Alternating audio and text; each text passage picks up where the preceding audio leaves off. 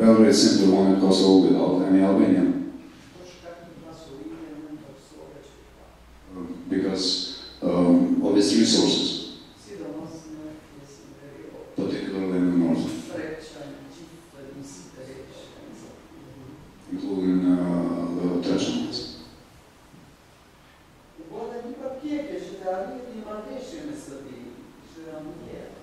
In Rambouillet, another attempt to reach an agreement with Serbia was made.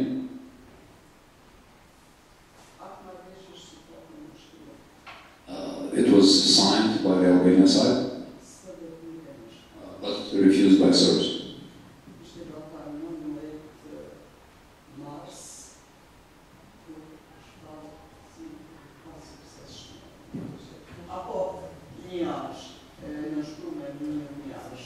On 19th of March, everybody could realize that this deal failed because only one of the negotiating parties signed it.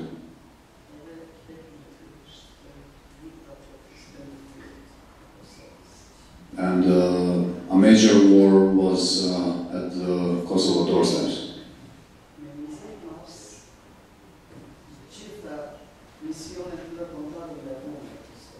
All international missions left Kosovo on March 20th.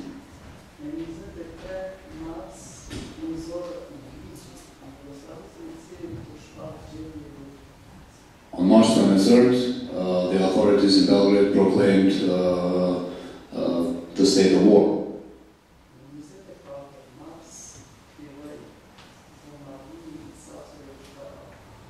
On March 24th, NATO began its air campaign.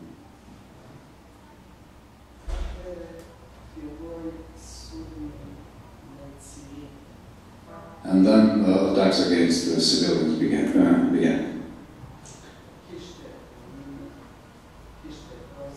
Including murder, raping, looting. About 850,000 Albanians were driven out of Kosovo.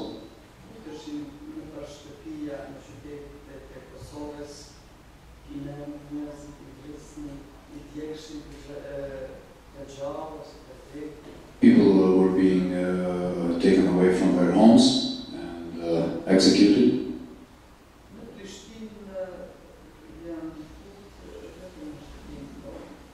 In Pristina, in the first night of the air campaign, they entered in my family's home.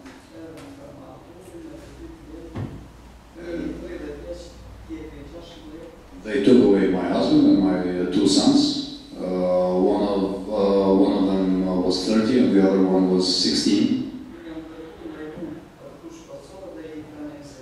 They were taken in the road to Vuškosova, western side of Pristina, and the three of them were executed.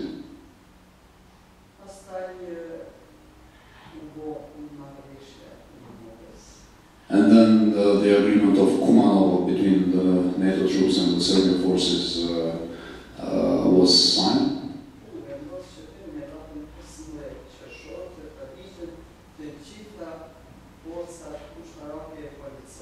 And it was decided that until June 15, all police and military troops of Serbia would withdraw from Kosovo.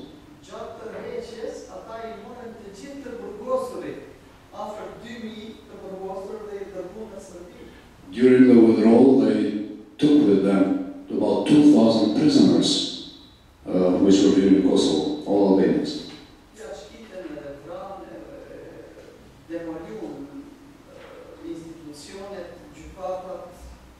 On their way, they destroyed everything they could find, including institutions, offices, took documents with them, etc.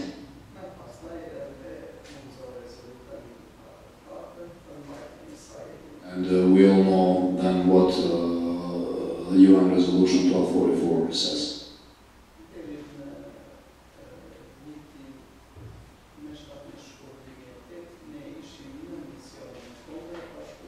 Until February 17, 2008, we were under UN administration.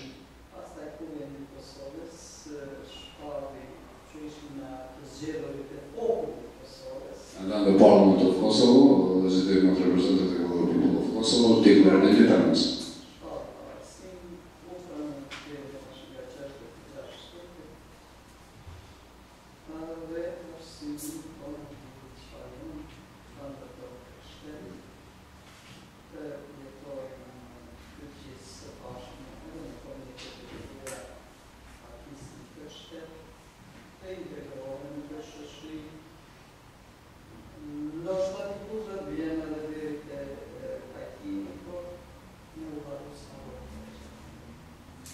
The independence was recognized so far by 66 nation states, and now our aspirations are known. Kosovo is a home to all communities living here. We aspire towards coexistence and well-being of all. And yes, we do hope that wider reconciliation between Albanians and Serbs will happen. Things, our past, the painful history cannot be forgotten.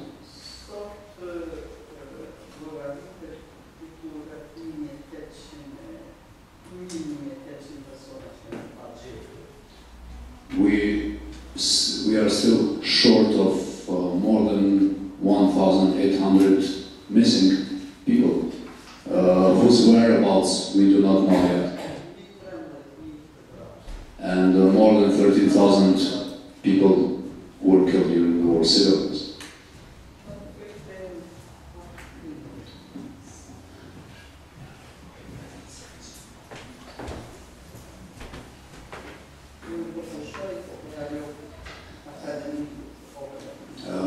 Yes, Mrs. Kelmendi has still some other issues to share with us, which have to deal directly with some proofs on war crimes. But we will give the floor now to Dr. Obrad Savic, and then we can continue with our discussion.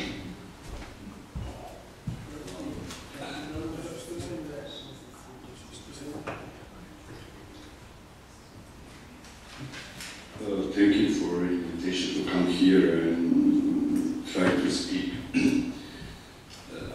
something about, in fact, new discipline inside the legal system of higher education in Europe and America. So it's called the Department for the Transitional Justice.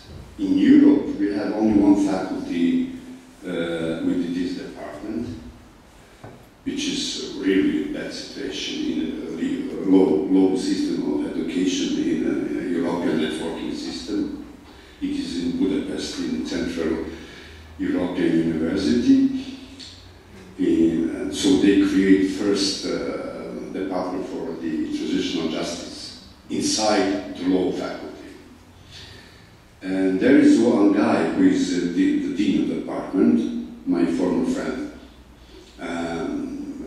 Professor Nekibe, who wrote the book and lecturing the students about transitional justice, which is called Collective Responsibility. So he is only one scholar, as I know in the world, who insists a concept about collective guilty and collective responsibility. In spite of that, all legal debates 100 years old, especially after the Second World War, in the Nuremberg process, including the Hague Tribunal. They never operated the concept collective responsibility, because it is not legal term. It's moral, political, but not legal term. They are using and abusing only one term. This is individual responsibility. Either leader responsibility, presidential responsibility, as Milosevic case, or common responsibility of Serbian general in Srebrenica case.